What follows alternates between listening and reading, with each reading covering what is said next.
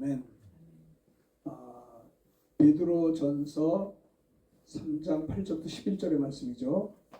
마지막으로 말하는 너희가 다 마음을 같이하여 동정하며 형제를 사랑하며 불쌍히 여기며 겸손하며 악을 악으로 욕을 욕으로 갚지 말고 도리어 복을 빌라 이를 위하여 너희가 부르심을 받았으니 이는 복을 이어받게 하려 하심이라.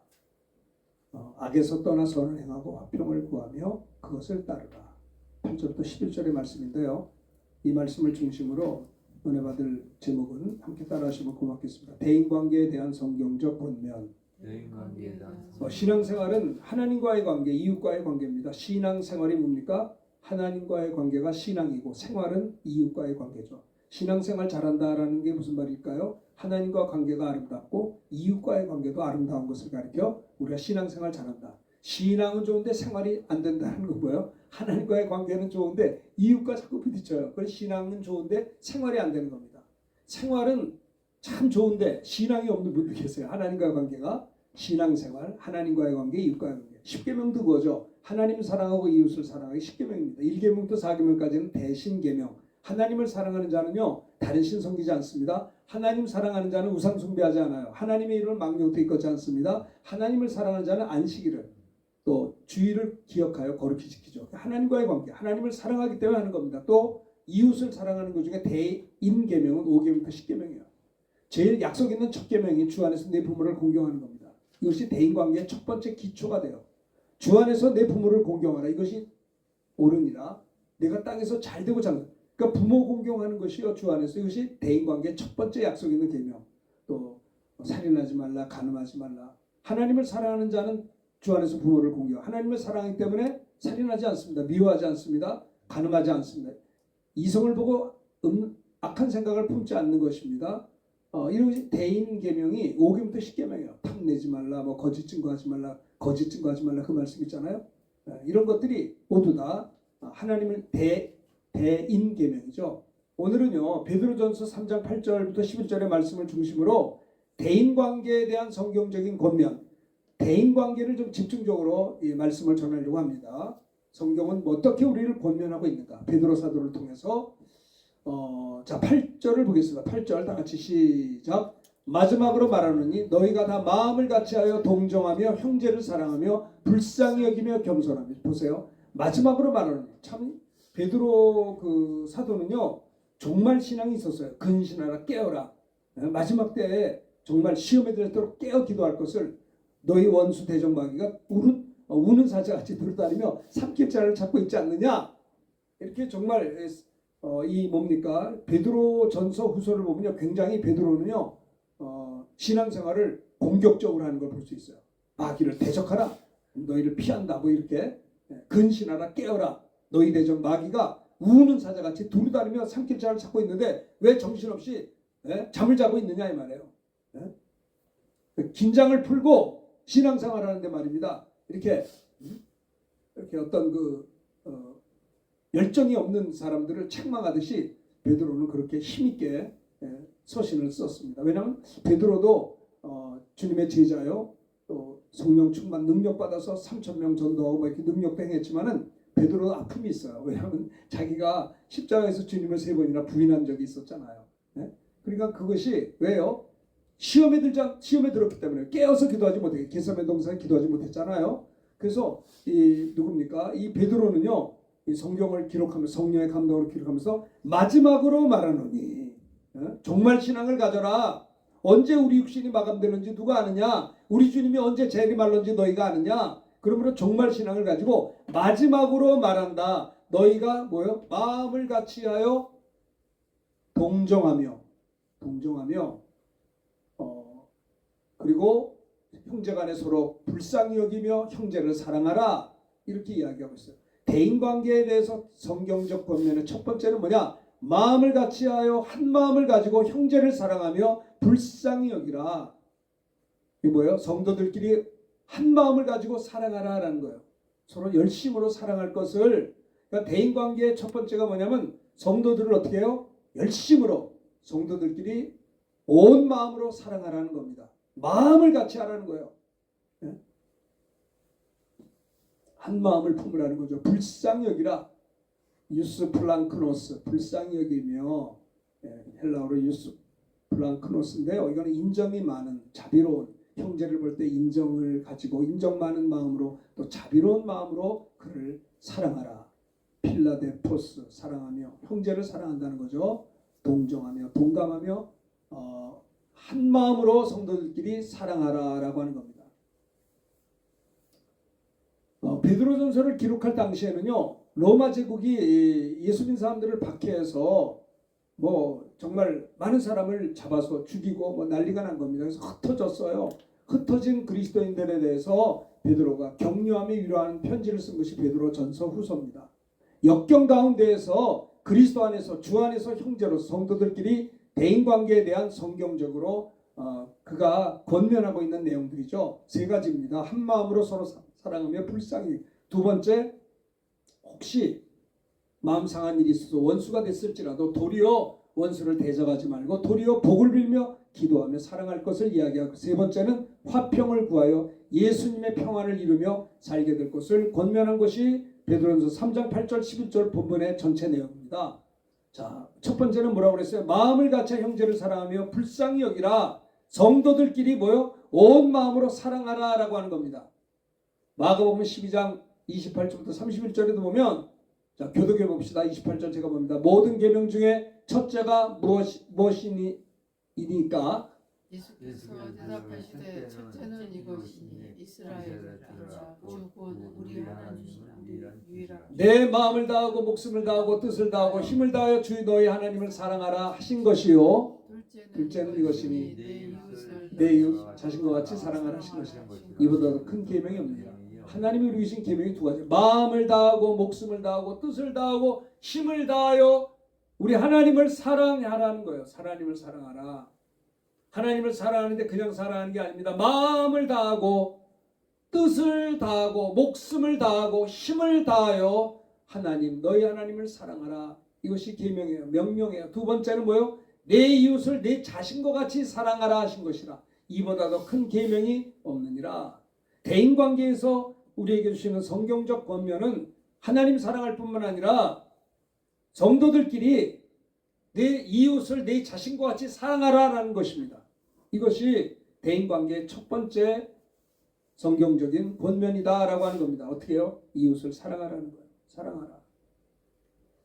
자, 요한복음 13장 34절 십계명뿐만 아니라 예수님이 우리에게 계명을 주셨습니다. 요한복음 13, 34 크게 읽읍시다. 시작. 새 계명을 너에게 주노니 서로 사랑하라. 내가 너희를 사랑한 것 같이 너희도 서로 사랑하라.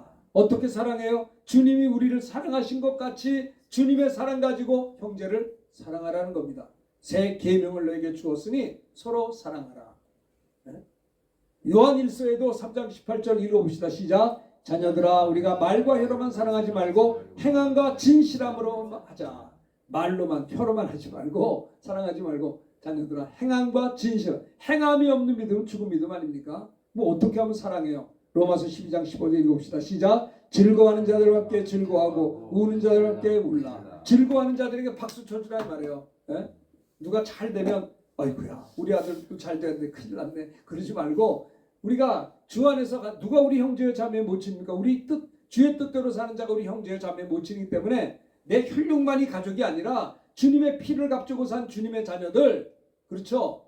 주의 뜻대로 사는 자가 내 형제여 자매여 모친이라고 주님이 말씀하신 것처럼 우리가요 내 이웃이 즐거워할 때 야 너무 잘 됐네 이게 질투하지 말고 함께 즐거워하는 것도 능력이에요. 이게 굉장히 중요합니다. 그리고 우는 자들과 함께 울라는 거예요. 누가 힘들어서 울어요. 함께 울라는 거예요. 함께 즐거워하는 자들과, 이게 사랑입니다. 그렇죠? 자, 이게 미국의 캘리포니아 레드우드 나무가 있어요. 빨간 우드는 나무예요. 레드우드 나무. 키가 100m가 넘는 큰 거목이에요. 근데 뿌리는 그렇게 깊지가 않아요. 그러니까 여러분 태풍 불고 이러면 뿌리가 깊지 않으면 100m가 넘는 100m가 이거 얼마나 높아요? 몇 층이요 도대체? 예? 큰 나무예요. 레드우드 나무. 캘리포니아에 있어요. 뿌리가 오히려 깊지 않기 때문에 이게요. 태풍이 불고 나면 이 뿌리가 얕기 때문에 키는 높고 이게 쓰러지게 돼 있어요. 근데 안 쓰러져요. 왜냐? 뿌리가 깊지 않는데, 의외로 깊지 않는데요. 대신 뿌리가 옆으로 넓게 퍼져서 옆나무 뿌리와 서로 연결돼 있대요. 신기하죠? 그래서 거센 태풍이 와도 이 나무들이 쓰러지지 않는 이유는 혼자 서 있는 것이 아니라 숲 전체가 서로의 뿌리를 붙잡고, 그러니까 뿌리가 깊지 않은데 그 뿌리가 서로 연결돼 있고 붙잡아주고 있기 때문에 태풍이 불면, 아니 전봇대도 부러지는데 그까지 나무는 더 부러지죠. 키가 큰 100m는 이건 다 쓰러지죠. 그런데 끝도 없다는 거예요. 왜냐하면 서로 뿌리를 붙잡고 통째로 버티기 때문에 이게 견딘다는 거예요. 이와 같이 아무리 우리가 힘들고 어려워도 우리 성도님들이 서로 기도로 하나가 되고 서로 믿음의 뿌리가 서로 깊이 연결되어 있어서 이렇게 온 마음으로 성도들끼리 서로 사랑하면 힘들고 어려운 역경 가운데서도 서로를 지탱해 줄 수가 있다라고 하는 겁니다. 아멘. 그래서 온 마음으로 사랑해야 된다는 거예요. 아멘. 대인관계에 대한 성경적 권면 첫 번째는 뭐라고요? 마음을 같이하여 형제를 사랑하며 불쌍히 여기라, 성도를 한 마음으로 사랑하라라고 하는 것을 오늘 베드로전서 3장 8절 9절에서는 우리에게 말씀하고 있는 겁니다. 마태복음 5장 9절 7절에 보면 긍휼히 여기는 자는 복이 있나니 그들이 긍휼히 여김을 받을 것이며, 예를 들어 봅시다. 제가 예전에 처음에 이제 교회를 예전에 개척할 때 목동에서 어떤 집사님들이 우리 고아원에 갑시다, 양로원에 갑시다, 특별 헌금을 막 해요. 그래서 그럽시다. 특별 헌금을 했으니 이거는 구제 헌금으로 쓰겠습니다 해가지고 고아원도 가고 양로원도 가고 그랬어요.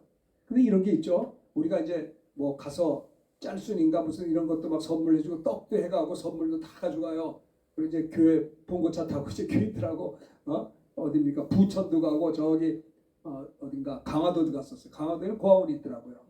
그러니까 우리가 선물을 많이 가져가서 예배드려주고 우리 교인들 학생들 중고등부 학생들하고 같이 가서 걔들하고 농구도 하고 이렇게 또 고아원에 가가지고 아니 양로원에 가서는 또 이제 할머니 할아버지들 모시고 음식 접대하고 예배드리고 그러고 왔어요. 그런데 이게 사람이 말입니다. 우리 사람 인간이 참 묘한 게 뭐냐면 내가 누구를 돕는다 그러면 나도 모르게 우쭐한 마음이 생겨. 높은 마음을 간단 말이에요. 네? 요즘에는 그게 별로 없는데 고아원에 가서 이제 그들과 같이 뭐 이렇게 음식도 접대하고 선물도 주고 이러면서 하면 예배도 드리면서 동시에 우리는 돕는 자고 받는 자니까 괜히 높은 마음이 생기잖아요.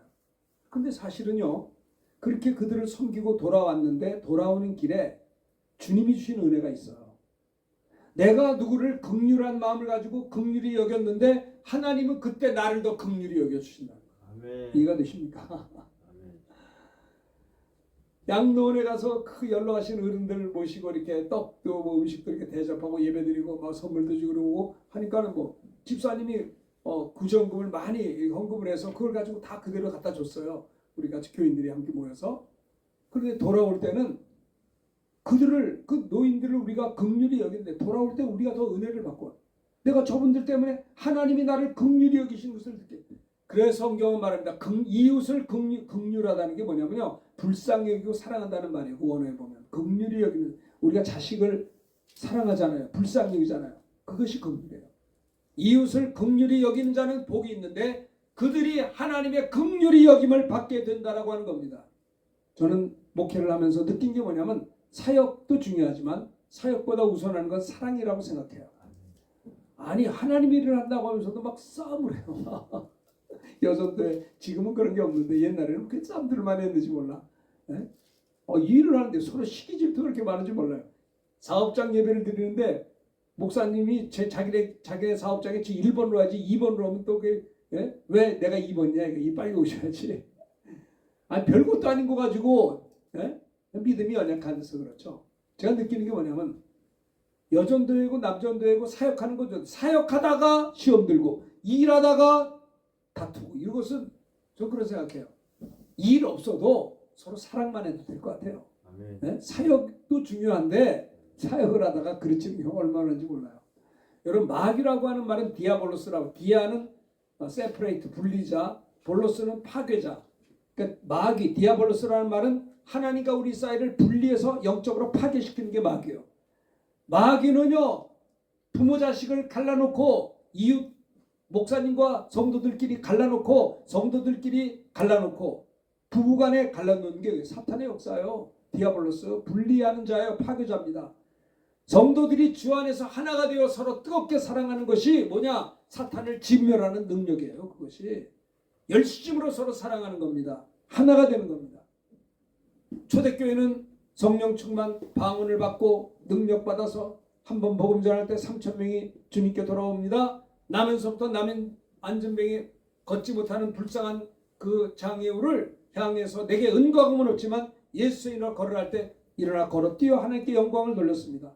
이들은 하나님의 능력을 보고 두려워 떨었어요. 하나님 살아계시구나. 하나님 우리를 이렇게 불쌍히 여기시는구나. 우리가 하나님의 자녀구나. 우리가 구원받았구나. 우리가 지금 죽어도 천국 갈 수 있구나. 우리는 이 땅에 비록 나그네처럼 살고 있으나 우리의 본향은 하나님의 나라구나라는 것을 깨달았다라고 하는 겁니다. 이게 보세요.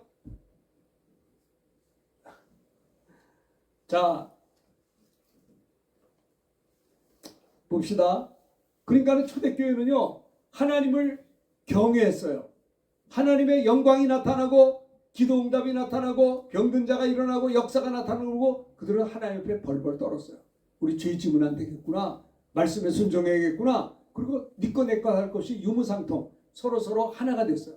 열심히 매일같이 모여서 찬송하고 말씀 듣고 예배했어요. 그리고 열심히 일을 했어요. 이렇게 사랑으로 하나가 된 것이 초대교회입니다. 근데 초대교회가 그렇게 뜨겁게 부흥을 했지만 스데반 집사님의 순교로 인하여서 흩어져가지고 예루살렘에서 유대 땅으로 사마리아 땅까지 가게 되죠.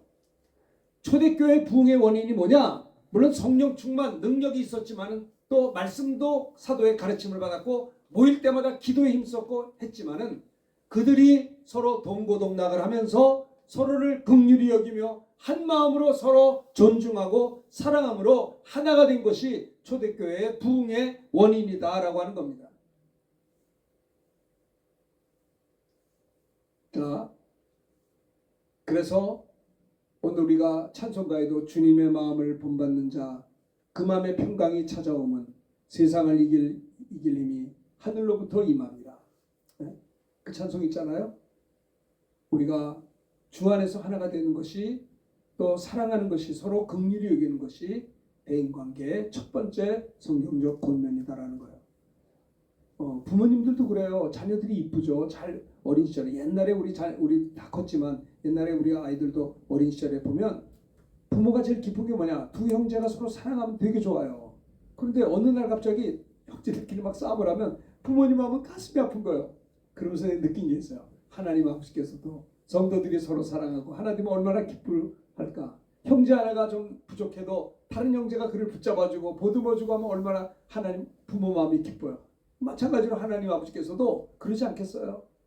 내 남편이 내 아내가 좀 부족해도 긍휼히 여기고 불쌍히 여기고 잘 섬겨주고 아픈 손가락일수록 더 싸매어주고 그러면 하나님께 영광이 되지 않겠냐 이 말이에요.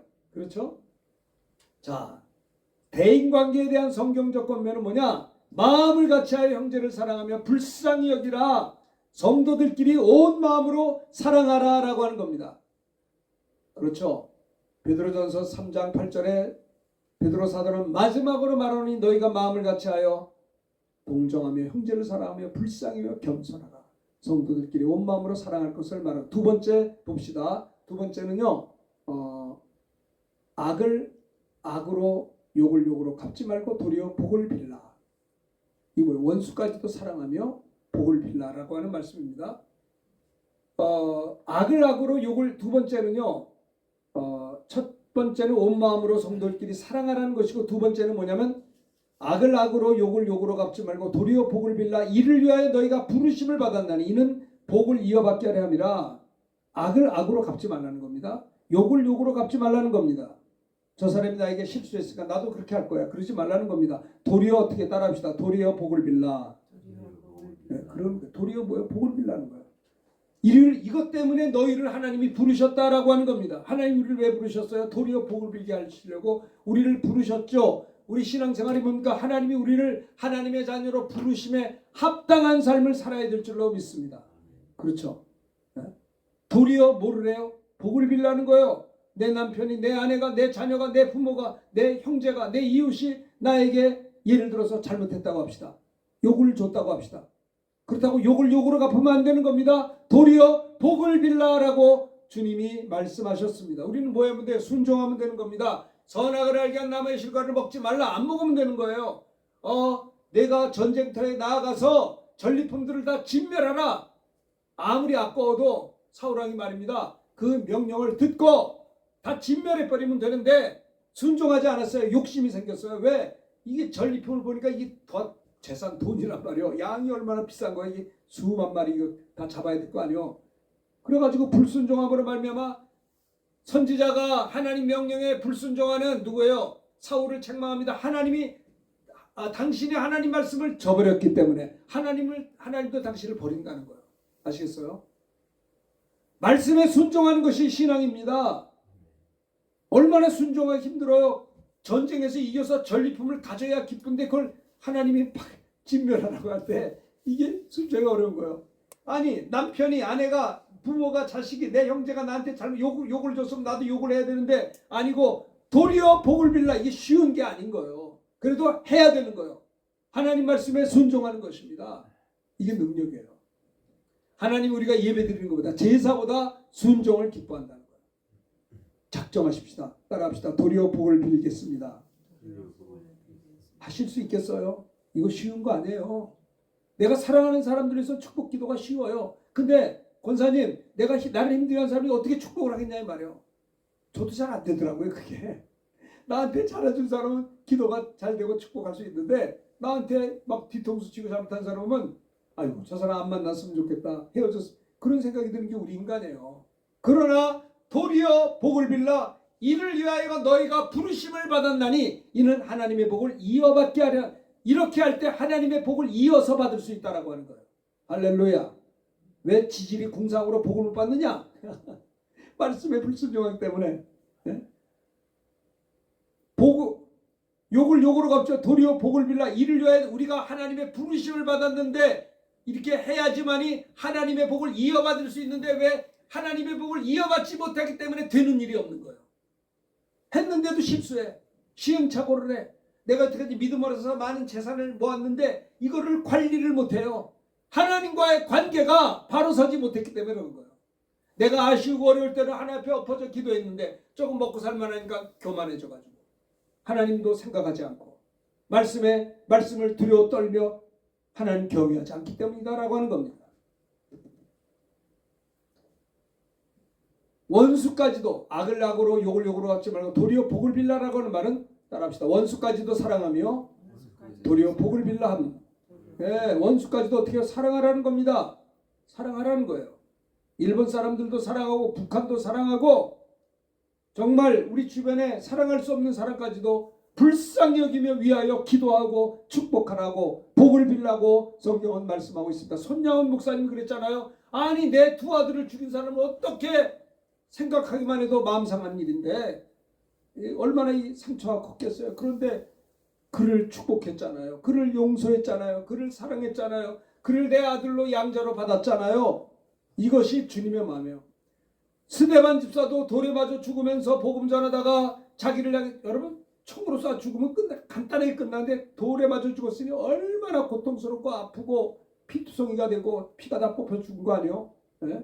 스데반 집사는 죽어가면서도 아버지여 저들의 죄를 사하시옵소서 알지 못하고 하는 것입니다 라고 예수님이 십자가에서 했던 기도 그대로 그 성령 충만함으로 그랬지 않습니까? 그래서 그렇게 순교당하는 현장에서도 주님이 벌떡 자리에서 일어나셨고 천군 천사가 함께함으로 그 얼굴이 천사처럼 빛났다고 했어요. 성도들의 얼굴은 빛나야 된다고 생각해요. 빛나야 돼요. 자, 찰스 스펄전이라는 목사님은요 대설교가죠. 악을 악으로 갚는 것은 짐승 수준이고 선을 선으로 갚는 것은 인간 수준이나 악을 선으로 갚는 것은 하나님 수준이다. 이런 아주 좋은 말씀을 했습니다. 자, 로마서 12장 14절부터 21절 읽어봅시다. 14절이 있습니다. 너희가 너희를 박해하는 자를 축복하라. 축복하고 저주하지 말라. 즐거워하는 자들과 함께 즐거워하고 우는 자들과 함께 우라. 서로 마음을 같이 높은 데 마음을 두지 말고 도리어 낮은 데 처하며 스스로 지혜 있는 채 하지 말라. 아무에게도 악을 악으로 갚지 말고 모든 사람은 선한 일을 도와라. 할 수 있거든 너희로서는 모든 사람과 더불어 화목하라. 내 사랑하는 자들아 너희가 친히 원수를 갚지 말고 하나님의 진노하심을 맡기라. 기록되었을 때 원수 갚는 것이 내게 있으니 내가 갚으려고 주께서 말씀하시느니라. 20절 다 같이 합니다. 내 원수가 줄이거든 먹이고 목마르거든 마시게 하라. 그리함으로 내가 그 숯불을 머리에 쌓아 놓으리라. 악의 21절 크게 합시다. 악에게 지지 말고 선으로 악을 이기라. 보세요. 할 수 있거든 너희로서는 모든 사람과 화목하라. 내 사랑하는 자들아 너희가 친히 원수를 갚지 말고 내가 갚지 말고 하나님께 맡기라는 겁니다. 원수 갚는 것이 내게 있으니 내가 갚으라고 주께서. 근데 사람들은 자기가 갚아요. 어? 내가 내 원수를 갚을 때 얼마나 힘들겠어요. 그러니까 하나님이 안 갚아요. 근데 하나님께 맡겨버리면 하나님이 하시는 거예요. 우리가 해야 될 일이 뭐냐 따라합시다. 내 원수가 줄이거든 먹이고 목마르거든 마시게 하라. 그리함으로 내가 숯불을 그 머리에 쌓아 놓으리라. 그러니까 숯불을 머리에 얼마나 뜨거워요. 감동받는다는 거예요.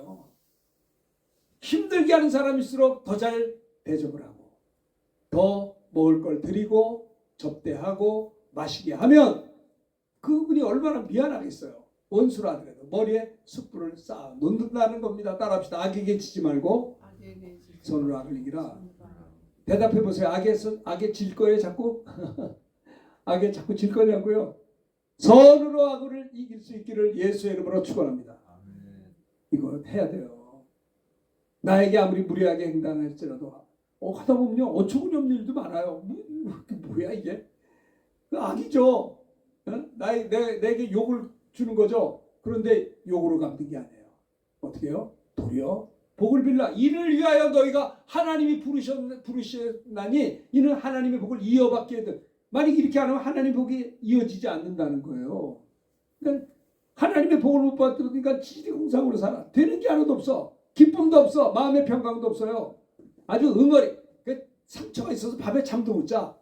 해가 지도록 이걸 풀지 말아야 되나 풀어야 되는데 해가 지도록 계속 연장전을 벌리는 거야. 한번 꿍 하면 이게 안 풀어져. 아이고야. 그래서 늙으면 치매 걸리는 겁니다. 누가 그러더라고요. 상처를 가지고 살면요. 나중에 늙어서 뇌가 늙어버리면 그 상처 때문에 뇌가 상해버려. 그게 치매가 된다는 거예요. 어떤 목사님이 90이 넘은 목사님이 하신 말씀이에요. 네? 그 목사님은요. 피난 올 때 총을 쐈는데 공산당이 아버지가 죽었어. 피 흘려. 그러니까 아버지가 소리를 지. 야, 나 만지지 마. 빨리 넌 뛰어. 아니 피 흘려 죽어가고 있는 아버지를 어떻게 놓고 피난을 갑니까? 그래서 안 가니까 소리를 지르대. 내 말 안 들을 거야? 하면서 그 아버지가 피를 쏟으면서 빨리 말 들어. 지금 나보지 말고 뛰어. 울면서 뛴 것이 마지막 만남이었대요. 그 얼마나 상처가 많겠어요. 그 청년 시절에. 옛날 얘기 아닙니까? 70여 년 전에 6.25 때. 그래서 90이 넘으신 목사님과 밥 먹으면서 그분이 식사하시는 제가 그랬어요. 목사님 그 빨갱이 공산당 용서가 돼요? 그랬더니 저보고 하는 말이 윤 목사님 그런 소리 하지 마셔. 내가 진작 용서했어요. 그러더라고요. 진작. 네? 그래서 그분은 평안한 거예요. 만약에 용서가 안 됐다면 잠자다가 깜짝 놀라 깰 거야. 저놈이 아니죠. 우리 아버지 살아서 같이 남한에 올 텐데. 그러니까 도리어 복을 믿는 자가 하나님의 복을 이어받는 것이고 이를 위하여 우리가 하나님의 부르심을 받았다고 했는데도 용서 안 할 거냐 말이에요. 악에게 자꾸 질 겁니까? 선으로 악을 이기셔야 될 것입니다. 이렇게 될 때 진짜 그래요. 용서하지 못할 사람이 있었어요. 말이 안 돼. 몸이 권사님 막 몸무게가 빠져. 너무 스트레스 받아가지고 용서가 안 되니까 분해가지고 생각만 깜짝 놀라서 놀래. 엎어져 기도하는데 주님께서 복을 빌며 기도하라. 한 번, 두 번, 세 번. 하기 싫은 응답을 억지로 하나님이 복을 빌라고 말씀하셨기 때문에 아무개를 하나님이여 주의 이름으로 축복하겠습니다 하는 순간에 갑자기 마음에 평강을 얻은 거를 아세요? 이게 뭐야? 내가 이렇게 편해졌지? 그때 깨달았어요. 야, 말씀 순종하는 게 능력이구나. 그리고 그 사람이 밉지 않고요. 권사님 불쌍하게 보이더라고요. 미운 게 아니야. 갑자기 내 마음이 이렇게 착해졌어. 신기해. 내가 원래 이런 사람이 아닌데 왜 이래? 이거는 주님의 마음을 내가 품은 거예요. 그 순간에. 이게 내 마음이 아니요. 나는 그러지 못해요. 그래서 너희 안에 이 마음을 품으라. 곧 그리스도 예수의 마음이니라고 했습니다. 저는 그때 깨달았어요. 그때 그 은혜를 받은 다음에 결단했어요. 내 평생 사는 동안에 제가 지금 얘기하는 건 40년 전 얘기 그 간증을 하는 겁니다. 내 평생 사는 동안에 눈에 가시 같은 사람이 혹시 생길 때마다 나는 축복하며 기도하겠다고 결단의 기도를 그 자리에서 했어요. 그 이후로 40여 년 목회하면서 그렇게 살았어요. 정말 그렇습니다. 내가 부족하게 많아도 나한테 나를 괴롭힌 사람을 대적하지 않고 말씀에 의지하여 도리어 축복하며 기도했더니 내가 살았어요. 네? 사람이 음식을 잘못 먹어서 병드는 것이 아니라 이 아픔을 끌고 있기 때문에 당뇨병도 걸리고 고혈압도 되는 것이고 고지혈도 되는 것이고요. 위장병도 되는 것이고 암이 된다는 거예요. 모든 질병이 원이야. 어둠이에요. 어둠. 네? 오케이. 자, 봅시다. 자, 세 번째 11절입니다. 시작. 악에서 떠나 선을 행하며 화평을 구하며 그것을 따르라. 크게 하세요. 다시 시작. 악에서 떠나 선을 행하고 화평을 구하여 그것을 따르라. 자, 보세요.